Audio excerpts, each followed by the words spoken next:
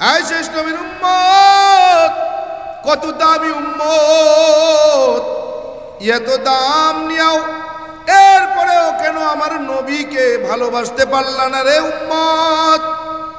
কেন আমার নবীর মহব্বতে নামাজ পড়তে পারলা না? কেন আমার নবীর মহব্বতে সুন্নতটাকে আঁকড়ায় ধরতে পারলা না? এজন্য রব্বে কারিম কোরআনে কারিমের মধ্যে জানা দেয়, আলিফ লাম মিম যালিকাল কিতাবু লা রাইবা ফিহি হুদাল লিল মুত্তাকিন।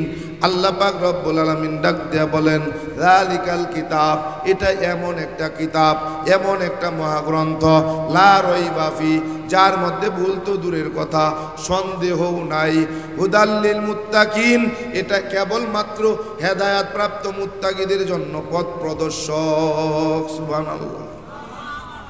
কাদের জন্য? হেদায়াত প্রাপ্ত মুত্তাকি। শুধু মুত্তাকি নয়, হেদায়াত প্রাপ্ত মুত্তাকি।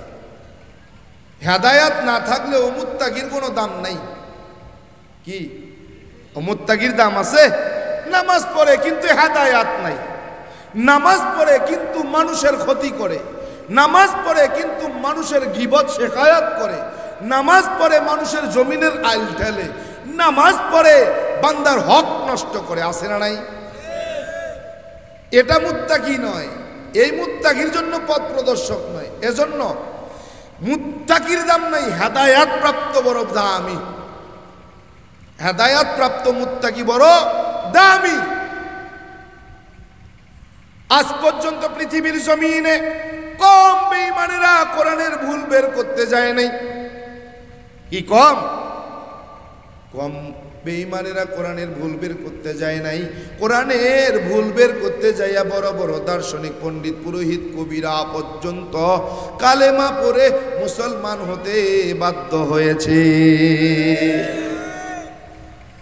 ভারতের শিবশঙ্কর স্বরূপজি, পরবর্তীতে নাম ইসলামুল হক, এই শিবশঙ্কর স্বরূপজি ভারতের গয়া, কাশী, বৃন্দাবন সহ 7টা তীর্থস্থানের পণ্ডিত ছিলেন, পুরোহিত ছিলেন। এমন পণ্ডিত পুরোহিত ছিলেন বলে ওই ভারতের হিন্দুগুলো শিবশঙ্কর স্বরূপজির ভগবান বইলা ডাকতেন।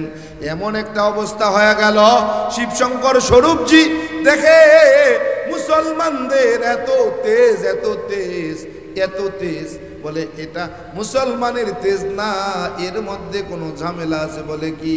বলে এটা কোরআনের তেজ না, কোরআনের মধ্যে ভুল আছে। বলে শুধু কোরআনের মধ্যেই ভুল নয়, বলে মুসলমানদের কালেমার মধ্যেই ভুলে ভরা রয়েছে। বলেন নাউজুবিল্লাহ। কোথায় ভুল? খালি কোরআনে না, মুসলমানের কালেমায় ভুল। শিবশঙ্কর স্বরূপজি বলে মুসলমানের কালেমায় যে ভুল আছে বের করে দেখাবো। উনি গবেষণা শুরু করলেন। গবেষণার এক পর্যায়ে কালেমার ভুল বের করতে গিয়া নিজের ভুল ধরা পড়ে গেল। রাতের বেলা ঘুমে আছে, ঘুমের মধ্যে স্বপ্নে দেখে এক আল্লাহর গোলাম, মাথায় টুপি, মুখে কালো মিচমিচে কোকড়ানো কোকড়ানো লম্বা দাড়ি, সাদা ধবধবে একটা লম্বা জামা পইরা এক আল্লাহর গোলাম ডাকতেছে, রে শিবশঙ্কর, স্বর্গে যদি যেতে চাও আর কোনো পথ নাই, মত নাই, লা ইলাহা হরতি পাপম ইল ইলাহা পরম পাদম। বলে যদি স্বর্গে তুমি যেতে চাও এমনি যাইতে পারবা না, লা ইলাহা ইল ইলাহা নামক কালেমা পড়ে মুসলমান হয়ে যাও। শিবশঙ্কর স্বরূপজি স্বপ্নের মধ্যে দেখলেন কেউ একজন কালেমা পড়তে বলে, কালেমা পড়লেই নাকি স্বর্গে যাওয়া যাবে। শিবশঙ্কর স্বরূপজি স্বপ্ন দেখে ঘুম ভেঙে গেল, দৌড়াইতেছে বিবির কাছে, বলবে, এ বিবি, স্বপ্নে দেখলাম, স্বপ্নের ঘটনা বলতে আসছি। দরজা খুলে দেখে বিবি দরজার সামনে দাঁড়াইয়া। বলে কি ব্যাপার? বলে স্বামী, আপনার কাছে যাইতেছিলাম, আমি একটা স্বপ্ন দেখছি, স্বপ্নের বর্ণনা করতে যাই, আপনার কাছ থেকে শুনতে চাই স্বপ্নটা কেন দেখলাম। বলে কি স্বপ্ন দেখছো? এর মধ্যে মেয়ে দরজা খুলে বাইরে আইসে কয়, বাবা মা তোমরা এখানে, আমি তোমাদের কাছে যাইতেছি। বলে কেন? বলে আমিও একটা স্বপ্ন দেখছি, স্বপ্নের বর্ণনা শোনার জন্য যাইতেছি। বলে কি স্বপ্ন? বাবা কয় আমিও স্বপ্ন দেখলাম, মা কয় আমিও স্বপ্ন দেখলাম, মেয়ে কয় আমিও স্বপ্ন দেখলাম। তিনজনের স্বপ্ন একই সময়ে কিভাবে কি ঘটনা ঘটে গেল। মেয়ে ডাক দেয়া কয় বাবা আপনি আগে বলেন কি স্বপ্ন দেখছেন। স্ত্রী বলে স্বামী আপনি আগে বলেন কি স্বপ্ন দেখছেন। শিবশঙ্কর স্বরূপজি বলে ঘুমের মধ্যে তাকায় দেখি এক আল্লাহর বান্দা, সাদা টুপি, মাথায় টুপি পরা, মুখে কালো মিচমিচে কোকড়ানো কোকড়ানো লম্বা দাড়ি, লম্বা সাদা ধবধবের লম্বা জামা পরে এক আল্লাহর গোলাম বলতেছে, ও শিবশঙ্কর স্বরূপ, যদি স্বর্গে তুমি যেতে চাও কালেমা পড়ে নাও। যেই কালেমার ভুল বের করতে গেছো সেই কালেমার মধ্যেই তোমার স্বর্গ। বিবি বলে আমিও একই স্বপ্ন দেখছি, মেয়ে বলে আমিও একই স্বপ্ন দেখছি। বলে তিনজনের স্বপ্ন একই সময়ে একই স্বপ্ন হতে এটা সাধারণ কোনো বিষয় হতে পারে না। আর দেরি করবো না, চলো না কোনো মৌলভীর কাছে যাইয়া মৌলভীর কাছে ঘটনাটা বলি। কি তিনি জবাব দেয়, এক মৌলভীর কাছে যায় বলতেছে, মৌলভী সাহেব, আমরা পরিবারের তিনজন সদস্য স্বপ্নে দেখলাম একই স্বপ্ন। স্বপ্নের বর্ণনা বললেন। বলে শিবশঙ্কর, স্বর্গে যদি যেতে চাও কালেমা না পড়লে হবে না। ও শিবশঙ্কর স্বরূপ, যেই কালেমার ভুল বের করতে গেছো ওই কালেমার মধ্যেই তোমার স্বর্গ। শিবশঙ্কর স্বরূপজি আর দেরি করলেন না, বলে মৌলভী কালেমা পড়াইয়া দাও, মুসলমান হয়ে যায়। কি হবে? কালেমা পড়াইয়া দাও, মুসলমান হয়ে যায়। মুসলমান হয়ে গেলেন। বাংলাদেশেও অনেক এসেছেন, বাংলাদেশেও তার জীবনী বয়ান করে গেছেন। এরে গোলাম, এই পৃথিবীর জমিনে যত বড় পণ্ডিত পুরোহিত আছে না কেন, যারাই কোরআনের ভুল বের করতে গেছে তারাই কালেমা পড়ে পড়ে মুসলমান হতে বাধ্য হয়েছে। এজন্য গোলাম, আল্লাহর নবী ডাক দিয়ে বলেন, খায়রুকুম মান তাআল্লামাল কুরআনা ওয়া আল্লামা। আমার নবী বলে দুনিয়ার জমিনে যদি তুমি দামি হতে চাও, দামি নবীর দামি উম্মত হতে চাও, এমনি হওয়া যাবে না। বলে খায়রুকুম মান তাআল্লামাল কুরআন, বলে তুমি নিজে ইলম শিখবা আর অপরকে ইলম শিখাইবা, নিজে কোরআন শিখবা অপরকে কোরআন শিখাইবা, তাইলে দামি হতে পারবা। এখন দামি হওয়ার জন্য কি শিখা লাগবে? কোরআন।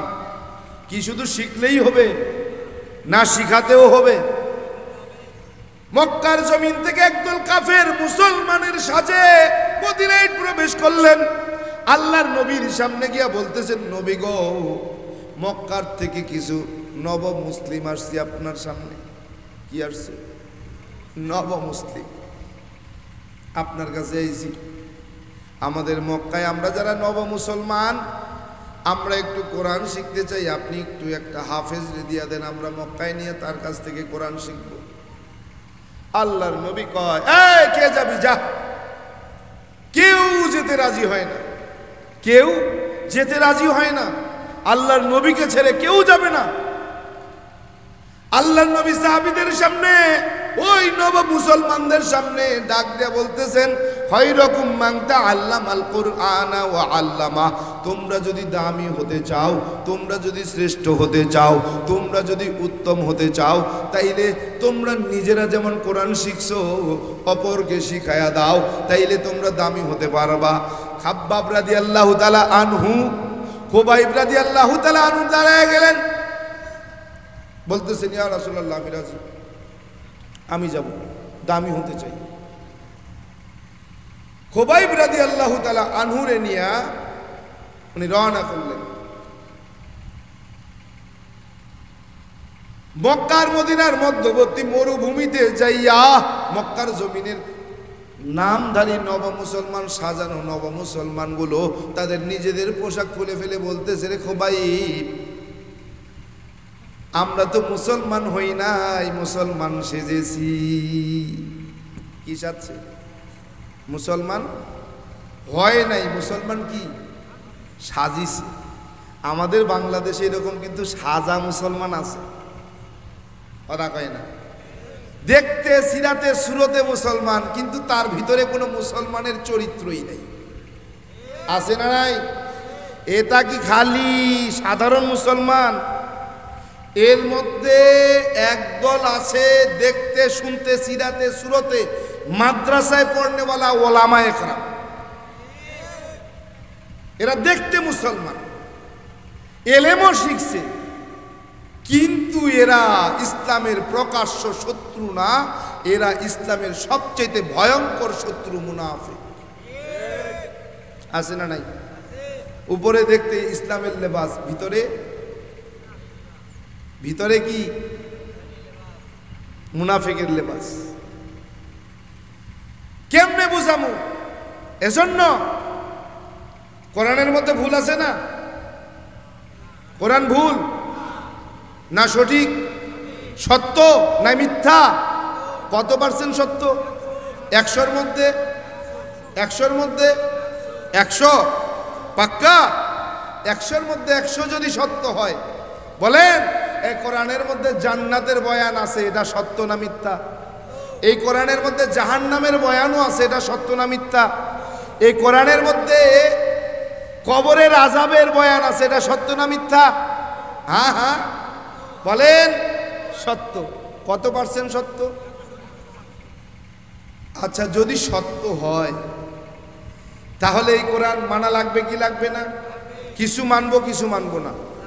হ্যাঁ হ্যাঁ, কিছু মানবো কিছু মানবো না। বলে নামাজ পড়তে বলছো না, আকিমিস সালাহ, নামাজ পড়বো, কিন্তু নামাজের পাশাপাশি আকিমুদ্দিন, নামাজ পড়া যেমন ফরজ, আকিমুদ্দিন, দিন কায়েম করাও তেমন ফরজ। এবার খালি নামাজ পড়ি, কায়েম দিন কায়েম করব না, নামাজ হবে তো? হ্যাঁ হবে, কেন হবে না?